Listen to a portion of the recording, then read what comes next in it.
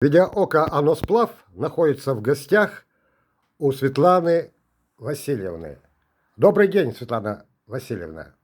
Да, Константин Викторович, который раз мы с вами встречаемся уже в течение 10 лет. Помните, была первая встреча в Москве, вторая встреча в Москве, третья встреча здесь, и, наконец, сегодня уже четвертая встреча. И сегодня очень памятные дни. Сегодня начало БРИКСа в Казани. Великое событие, которое объединит народы, думающие о духовности, думающие о том, что как развивать идеологию нашего государства, как развивать нашу страну, которая должна перейти на духовный план развития. И наука будет обязательно объединена с верой, с религией, с идеологией будет та, которую, в общем-то, наконец-то мы дождались, потому что эта идеология была когда-то в нашей стране на 70 лет. Может быть, даже по воле Всевышнего мы были исключены от этой идеологии для того, чтобы посмотреть, насколько она целеустремленная, правильная, духовная и так далее, и так далее. То есть нас воспитывали в каком-то великом государстве в течение 70 лет, но без Бога. И мы поняли, наконец-то, что основу эту изменить нельзя. И пришли к тому, через войну, через страдания, через муки, каких-то испытаний, наконец-то пришли к пониманию, что это должно быть триединство в мире. И вот произошло великое событие до сегодняшнего дня.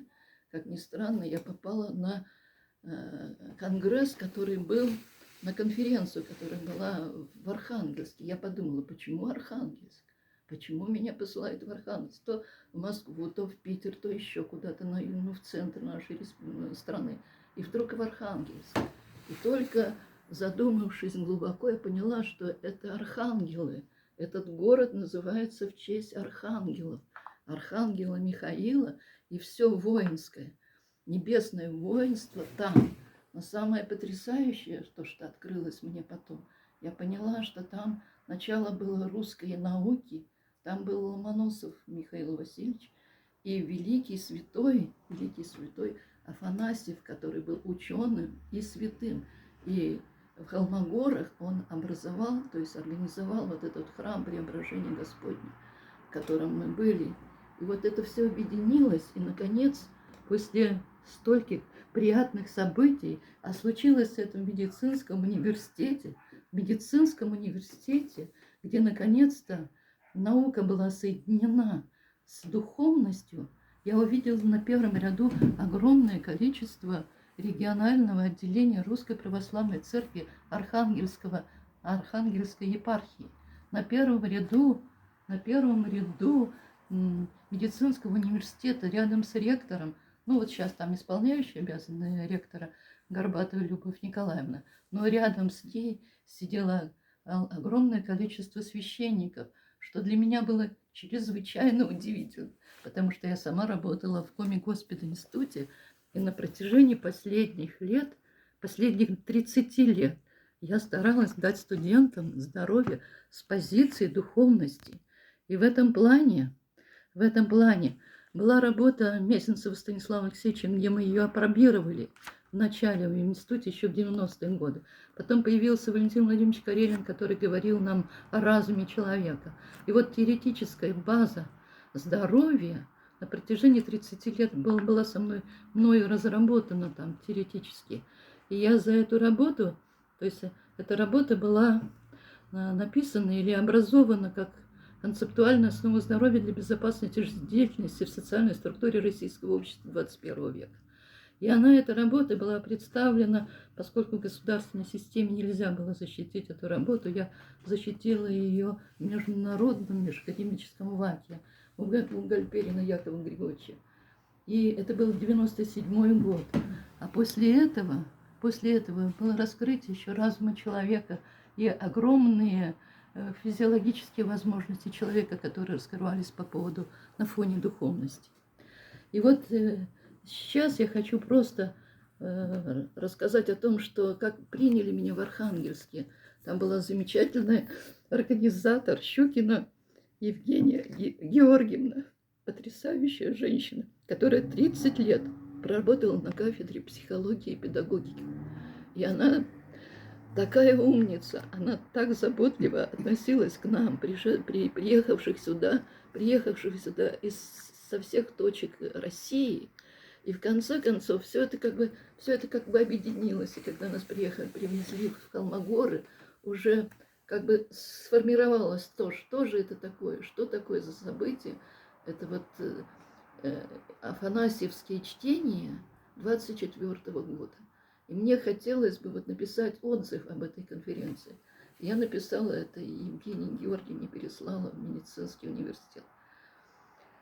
Значение афанасьевских чтений 24-го года огромно. Это начало новой духовно-нравственной, интеллектуальной идеологии России, которая всецело повлияет на развитие потенциала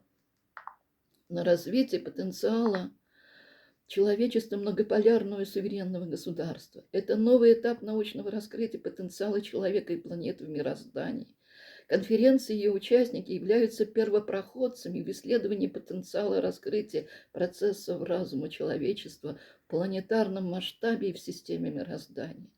Это потенциал раскрытия духовности и науки для построения и развития общества и государства на новом этапе развития, начиная с севера России, где генетически основополагающими является деятельность русского ученого Ломоносова Михаила Васильевича и Афанасия. В